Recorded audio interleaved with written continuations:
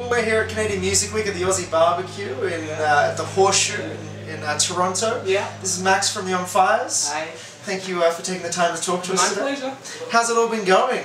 It's been fantastic. I've discovered that I love Toronto for all the 2 days that I've been here. But it's really funky feeling city, and people are very friendly, as the Canadian reputation would suggest. So I'm really happy to be here. There's great venues. Is it your first time to Canadian Music Week? It is. Very first. I'm impressed with the festival and the conference. The bands here are just extraordinary, and the information that we've got from the seminars, but not only that, that you can access people. It's small enough that you can access and meet lots of people. You're not competing with 5,000 others.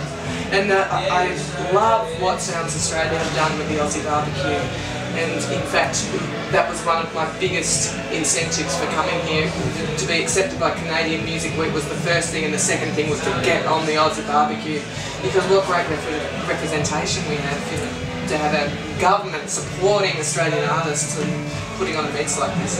Yes, we have to give a bit of a plug to Millie Milgate and the work she does, which is just phenomenal. Millie was the first person to ever see us from the Australian industry, and she saw us at Liverpool, and that's where we first met. So I've been impressed with Millie, the fact that she's out around the world for us. And you mean you are at the Aussie BBQ and you are from Melbourne, but it seems like you've had more success overseas. Yeah, we have. We started touring internationally in 2007, and we just really took a risk and went to Europe to see what would happen, and we were very naive and spent a lot of money travelling through, it was 13 cities, 10 countries in 18 days. Nearly killed us, but we kind of learned that the world operates pretty much like Melbourne does. You want a gig, you make contact with bands or venues or festivals, and so by doing that, we established relationships that have had us go back to Europe once and twice a year ever since. We started touring the States last year. We're about to start our 3rd US tour next week. And this year we go to China. I mean, we've just had some of the most extraordinary experiences in places like Ukraine, the Solomon Islands, Poland, Florida. They're just so different. It's quite a lot. And you're on the road, you're touring a new album, Betrayal, and I understand you worked with Rick Parker. Yeah, that's right. So we really liked what Rick had done with the Dandy Warhols, and he also does his work with the Black Rebel Motorcycle Club. We were impressed with that work, and it was a bit of a long shot for us.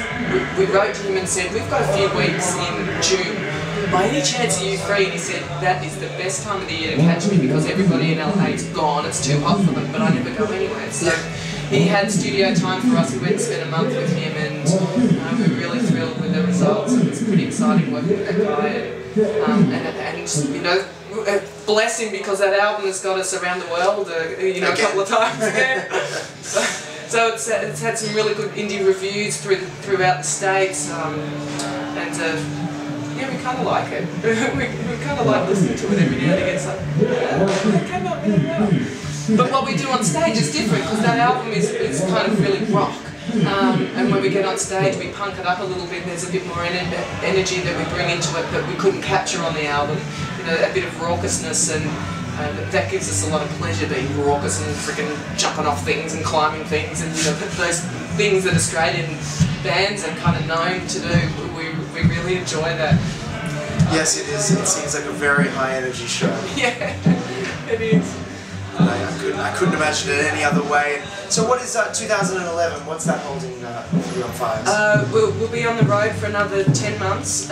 So we started our touring here in Toronto at Canadian Music Week, and on tomorrow, Sunday, we fly down to Atlanta, Georgia, and we have a sponsor, a website in the States called You Rock Hard, and they promote live music. And they have given us a tour bus, and they're sending a film crew with us for 5 weeks of touring through the States. They're making, at the end of that, they'll make a rockumentary about our trip and all the bands that we meet along the way and play with. So it'll be much broader than just the On Fires. It'll be bands from all over the States, which is awesome.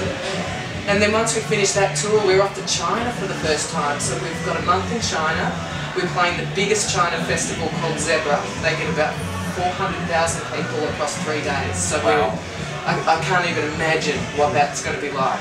And we're also playing a festival in Beijing called MIDI, but we're also playing some towns that have never had an Australian band before, so we'll probably play to 30 people there. But nevertheless, what an experience! We're going out to smaller towns as well as the big cities, so we're going to have everything from this massive festival of small towns, and I think culturally it's going to be a blast. I love observing the way people live around the world, the differences between cultures and countries. It's one of the big drivers for me to be an international touring musician, because I love learning about the world, and this gives us, being a musician, gives us an entree that as a traveller I might not.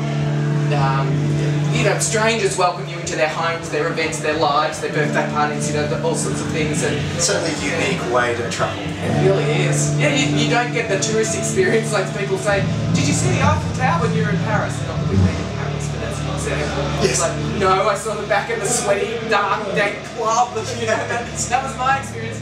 The first time we went to Europe, we went to Romania and we did a gig there, and we were in the country for less than 12 hours. Yeah. It was ridiculous. So, well, thank you very much for taking the time to talk to us today. Thank you, you really do. It's been great to talk to you and to meet you, and I'm really thrilled that you're over here, supporting us, supporting the Australian band.